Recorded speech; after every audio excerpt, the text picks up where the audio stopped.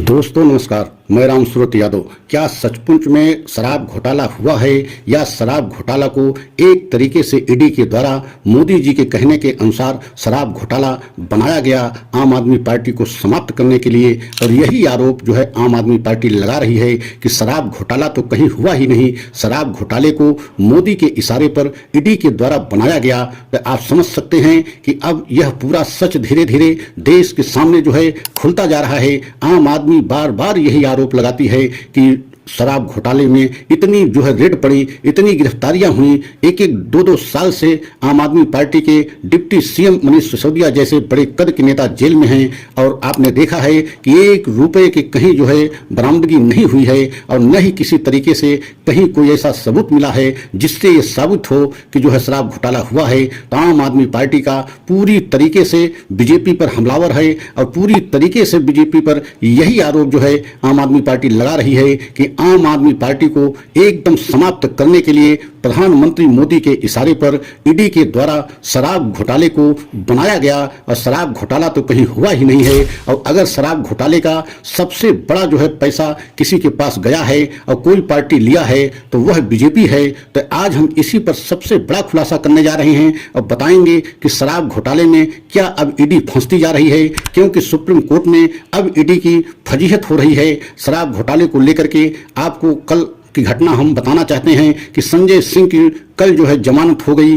ये संजय सिंह 6 महीने से शराब घोटाले में जेल में थे और जब जस्टिस संजीव खन्ना की बेंच में उनकी जमानत पर सुनवाई हुई तो जस्टिस जो है संजीव खन्ना ने स्पष्ट तौर से ईडी से कहा कि आप जो है जमानत के विरोध करते हैं कि नहीं करते हैं। अगर आप जमानत के विरोध करते हैं तो आज हम मेरिट पर सुनवाई करेंगे। मतलब आप समझ सकते हैं कि कहीं मेरिट पर सुनवाई हो जाती तो एक तरीके से पूरी तरीके से केस ही खारिज हो जाता शराब घोटाले को लेकर के। और यही कारण है ईडी ने वहां हाथ खड़ा कर दिया कि हम जो है संजय सिंह की जो है जमानत पर किसी प्रकार के जो है विरोध नहीं करना चाहते हैं। और अगर आप जमानत देते हैं तो हमारे तरफ से कोई विरोध नहीं है, आप जमानत दे दीजिए। इसका मतलब है कि पूरी तरीके से जो है अब ईडी फंसती नजर आ रही है। और जिस तरीके से आम आदमी पार्टी ने आरोप लगाया है, उनके आरोप के अनुसार शरद चंद्र रेड्डी को 2022 में नवंबर में ईडी ने गिरफ्तार किया। यही से कहानी शराब घोटाले की बनती है। नवंबर 2022 को शरद चंद्र रेड्डी को गिरफ्तार किया जाता है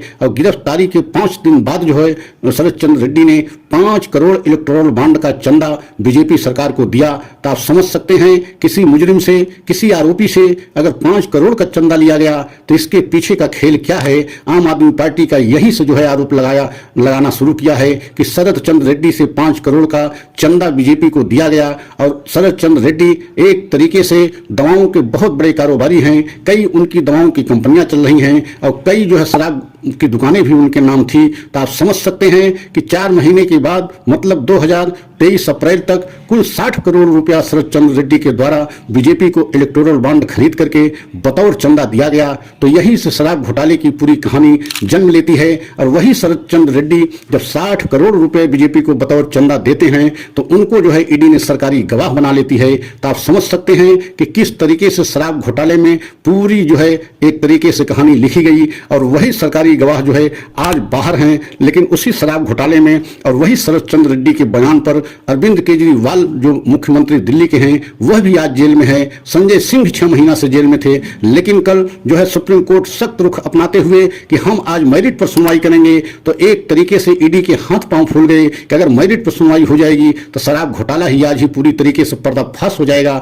इसीलिए ईडी ने कोई विरोध नहीं किया और जमानत के लिए पूरी तरीके से ईडी ने कहा हमें कोई विरोध नहीं करना है, आप जमानत संजय सिंह की दे सकते हैं। तो आप समझ सकते हैं कि अब ईडी जो है फंसती जा रही है और पूरी तरीके से ये कहानी, यह खुलासा इसलिए हो गया है कि इलेक्टोरल बॉन्ड का सच पूरे देश के सामने जब आ गया तो उससे यह पता लग गया है कि किस पार्टी को किसने चंदा दिया।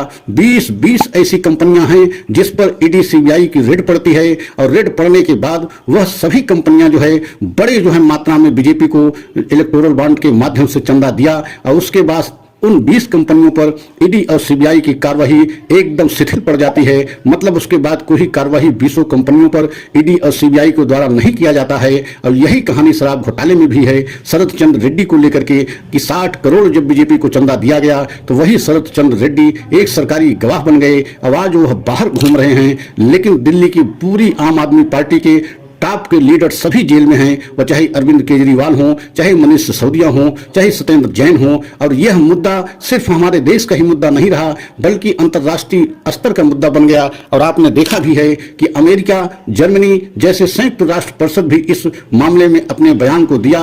और यही लगता है कि इन सारे अंतर्राष्ट्रीय दबाव को देखते हुए अब बीजेपी पूरी तरीके से बैकफुट पर पहुंच गई है और पूरी तरीके से ईडी के भी हाथ पांव फूलने लगे हैं। और ईडी पूरी तरीके से फंसती नजर आ रही है। कल को अगर शराब घोटाला पूरी तरीके से कुछ सच नहीं मिला या किसी तरीके से रिकवरी नहीं हुई तो आप समझ सकते हैं कि पूरी तरीके से क्या शराब घोटाले को एक तरीके से ईडी द्वारा बनाया गया और मोदी के इशारे पर बनाया गया, आम आदमी पार्टी को खत्म करने के लिए बनाया गया। यही आरोप आम आदमी पार्टी लगा रही है। तो अगर हमारा यह सच आप सभी लोगों को अच्छा लगा हो तो आप लोग लाइक सब्सक्राइब करें, वीडियो को अंत तक जरूर देखें और अगला वीडियो में फिर हम आपसे मिलेंगे। जय हिंद, जय भारत।